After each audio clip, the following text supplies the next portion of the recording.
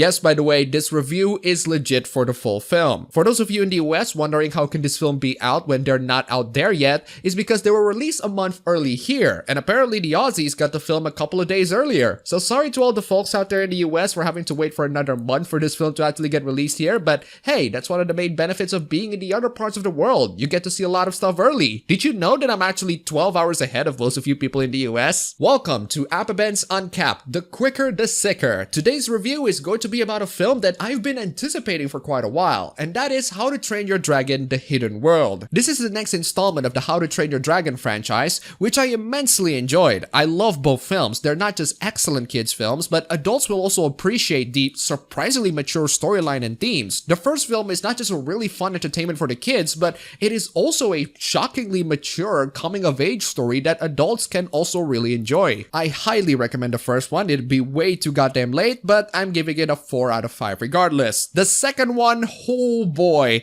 The second one is just a massive leap of improvement from the first one. It not only gets bigger and funnier, but the story is darker, more mature. It has actual depth and complexity, and DreamWorks is not afraid of axing off major characters. The second one has gone beyond than just a coming-of-age film. It's a legit epic fantasy story that goes beyond my expectations. For me, this one easily gets 5 blue caps out of 5. It's perfect for both kids and adults to enjoy. Now, I don't have too much expectations on the third film because DreamWorks and its sequels tend to be hit or miss. Kung Fu Panda 2 is a shockingly fantastic film with some really legit dark and tear-jerking moments. Yes, dark and tear-jerking moments in a film called Kung Fu freaking Panda. But Kung Fu Panda 3 is actually still pretty good, just not as amazing as the second one. So I don't expect this one to be a masterpiece or anything, I just expect to enjoy this one just fine. So what's the story? Well, it's been a couple of years, I think, since the event for the previous film. No, not that far. Not yet at least. Hiccup is now turning Berk into essentially a safe haven for the dragons, where all the dragons are being taken care of. Unfortunately, there are way too many dragons, and there's just no way for the people of Berk to live together with the dragons in any practical manner. So there are discussions of whether or not the people of Berk should move the dragons into a safe place, and according to the tale of Hiccup's father, there's this hidden world where the dragons can live peacefully. I'd personally just give it to Miss Kobayashi, but hey, you do you. But a trouble arises when a veteran dragon hunter Grimmel soared to hunt the last night furry Toothless by using the female night furry as a bait. So not really the last night furry, but whatever. After finding out about Toothless' existence, he threatens Hiccup that if he didn't hand over his beloved pet, he's going to destroy his village and everyone that he loves. So can Hiccup, as the chief of Berk, find a way to save Toothless from evil, while also saving the village that he soared to his father to protect? How to Train Your Dragon 3 is the final installment of this trilogy that concludes Hiccup's story, so I don't expect this film to get any sorts of sequels anytime soon. I mean, the trailer literally says the epic conclusion of the story, and as a conclusion to a film that I thought was absolutely spectacular,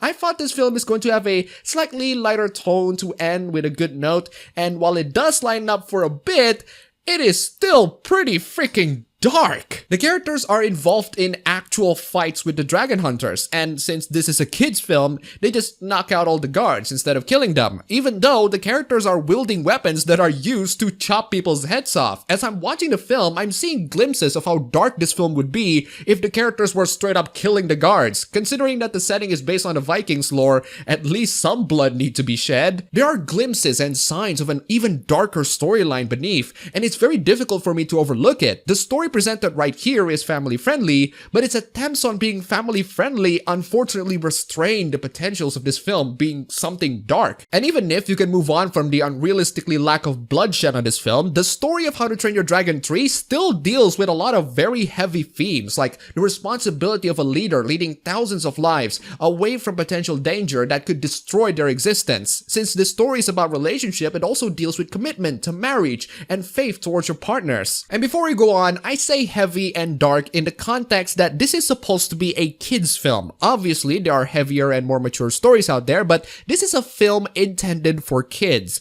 And to have DreamWorks deal with a lot of these themes and even glimpses of a darker story is quite remarkable if you ask me. The story deals with really mature themes for a kids film. It's quite brave for DreamWorks to put something like this, and even just barely edging the possibility that the characters could become cold-blooded murderers. I mean, Kung Fu Panda 2 Q2U literally has a freaking genocide. DreamWorks really isn't restraining themselves. Does this sound like that I'm complaining? Kind of, but I'm actually not. I just love how dark this story is. I love the themes that the story discusses, and let's just get this out of the way real quick. I freaking love this film. The How to Train Your Dragon series and Kung Fu Panda as well always have insanely cool ways to present darker and more mature stories in a medium that is supposed to be family friendly, and managed to sneak in a lot of really adult stuff. Not in a lazy, adult joke in your face kind of way, but in a more profound, thematic, and philosophical kind of way that are basic enough for the kids to understand, but profound enough for the adults to make them think. It used to be something that only Disney and Studio Ghibli can pull off, but DreamWorks come in to compete, and they bring in some really good stuff. Let's talk about the one thing that the third film improves compared to the second. The villain. This is a fantastic villain. He is menacing, he is smart, he's gonna stop at literally nothing to get to what he wants. The first moment he interacts with Hiccup is just absolutely brilliant and does a wonderful job at raising the stakes. Unfortunately, he didn't get as many body counts as the second villain, but he is still a charismatic villain that absolutely does the job. And everything else about this film, like the darker story, the likable characters, the profound themes that it discusses, and of course, the absolutely stunning and beautiful visuals, even in 2D, it is a worthy sequel to a sequel that is already more worthy than the original. The story is so dark and mature, classifying this as a kids film is a bit misleading. If they up the rating of this film and make it so that the characters actually kill, it would be a legit fantasy epic. But as it is right now, it's a family film, and I'm absolutely satisfied with this film. It is not just a visually stunning film, but it also has a lot of substance. Kids can really enjoy the goofy dragon scenes and even get sad at a lot of parts. Adults can enjoy the shockingly profound theme and the hidden glimpses of an even darker story beneath this relatively sanitized one. For going above and beyond my expectations, How to Train Your Dragon: The Hidden World gets a 5 out of 5 for me. I thought that DreamWorks lost its touch in working with darker films, but this film proves that they still got it, and I'm looking forward for DreamWorks to put in even darker and more profound stories in the future.